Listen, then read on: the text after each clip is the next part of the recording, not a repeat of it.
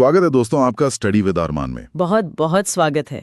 आज हम लोग सिर्फ डेटा नहीं पढ़ने वाले हैं। सही बात है।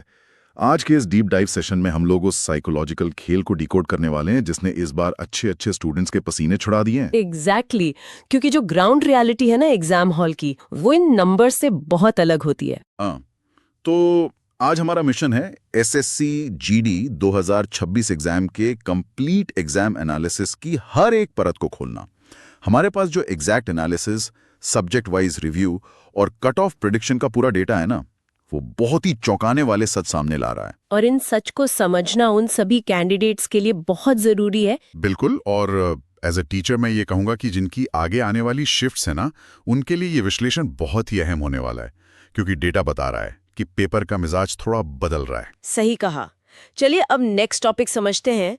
अगर हम ओवरऑल एग्जाम लेवल की बात करें, जो स्लाइड 2 पर दिया गया है, तो पेपर अब थोड़ा ट्रिकी हो गया है। हाँ, ट्रिकी इसलिए क्योंकि देखो सब्जेक्ट्स अपना कैरेक्टर बदल रहे हैं।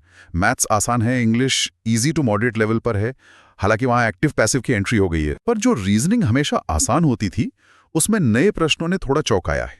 और सबसे बड़ा सरप्राइज हिंदी का पैटर्न बदलने से उसका लेवल सीधा मॉडरेट पर चला गया है। जीएस वही पुराना अपना स्टैंडर्ड मेंटेन किए हुए हैं। यानी जहां स्कोरिंग का सोचा था वही धोखा मिल रहा है। चलिए अब स्लाइड 3 पर गुड अटेम्प्ट्स यानी सुरक्षित स्कोर की बात करते हैं। मैथ्स में 18 से 20, रीजनिंग में 16 से 17। हाँ, वहां इतना करना ठीक रहेगा। और हिंदी में 17 और सामान्य ज्ञान में 14+ का स्कोर एक सुरक्षित स्कोर माना जा रहा है।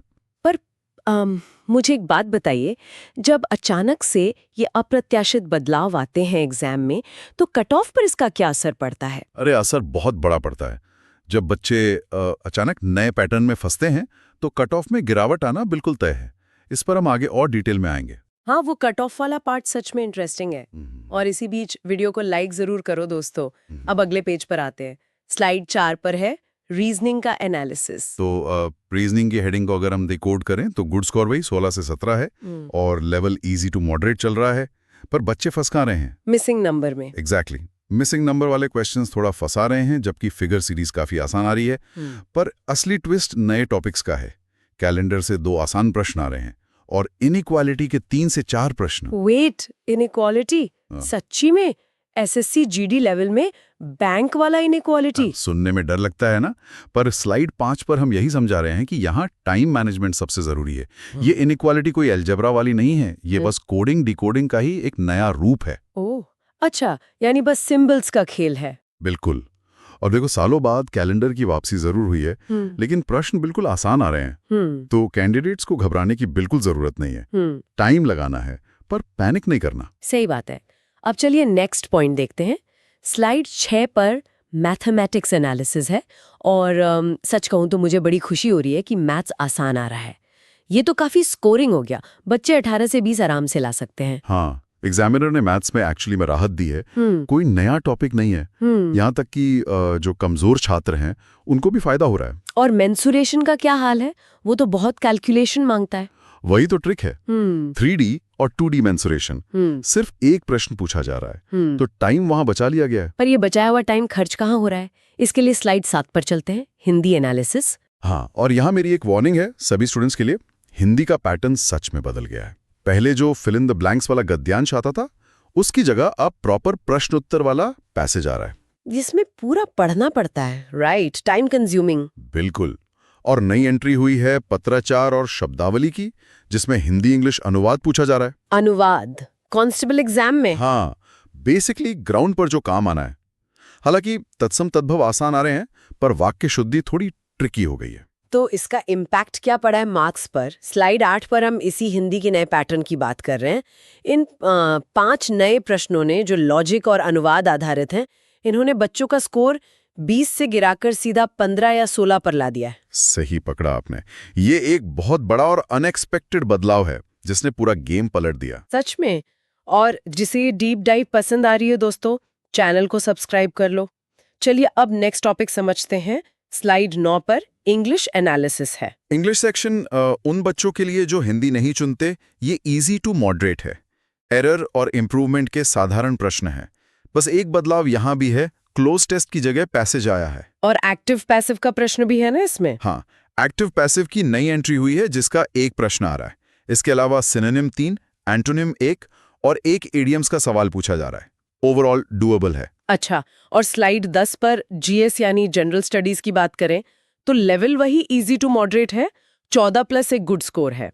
विज्ञान, भूगोल और पॉलिटी से बिल्कुल बेसिक सवाल आ रहे हैं ना। हाँ, जीएस थोड़ा राहत देने वाला सेक्शन है इस बार। करंट अफेयर्स भी बिल्कुल बैलेंस्ड और संतुलित आ रहे हैं, वहां कोई नया बॉम्ब नहीं फूटा है। चलो, ये तो अच्छी बात है। अब अगले पेज पर आते हैं, क्योंकि अब हम कट ऑफ की बात करेंगे। Slide 11, reasons for low cut off. Merit कम क्यों जाएगी? देखो, इक्वेशन बहुत सिंपल है। मैथ्स और जीएस तो स्थिर हैं, पर हिंदी में बदलाव और रीजनिंग के ट्रिकी होने से बच्चों को सीधे 8 प्रश्नों का नुकसान हुआ है। 8 प्रश्न मतलब 16 नंबर।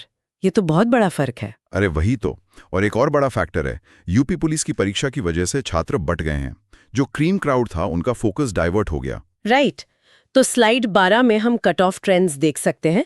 26,000 वैकेंसीज है और कम कंपटीशन के कारण कट ऑफ पिछले साल के मुकाबले लगभग 16 नंबर तक नीचे आ सकती है। हाँ, हालांकि स्टेट वाइज कट ऑफ अलग अलग होगी, पर ओवरऑल ट्रेंड नीचे की तरफ ही जाएगा। तो ये उन बच्चों के लिए एक उम्मीद है जिनका पेपर थोड़ा खराब गया था। स्लाइड 13 पर स्कोर रियलिटी और नॉर्मलाइजेशन का गेम बड़ा दिलचस्प है। ये सबसे जरूरी पॉइंट है आज का। देखो, जो छात्र मॉक में 130 लेते थे, वो असल परीक्षा में 122 या 123 पर आ गए हैं और 120 वाले 110 पर अटक गए। ओह, तभी बच्चे इतने घबराए हुए हैं एग्जाम के बाद। बिल्कुल, पर उन्हें घबराना नहीं है। जो शुरुआती शिफ्ट्स वाले बच्चे थे, जिन्होंने नया पैटर्न पहली बार देखा, उन्हें नॉर्मलाइजेशन का पूरा फायदा मिलेगा। Great tip. और अगर यूजफुल लगे तो शेयर करो दोस्तों अपनी स्टडी ग्रुप्स में। अब चलिए नेक्स्ट पॉइंट देखते हैं। स्लाइड 14 पर एक्शन प्लान है।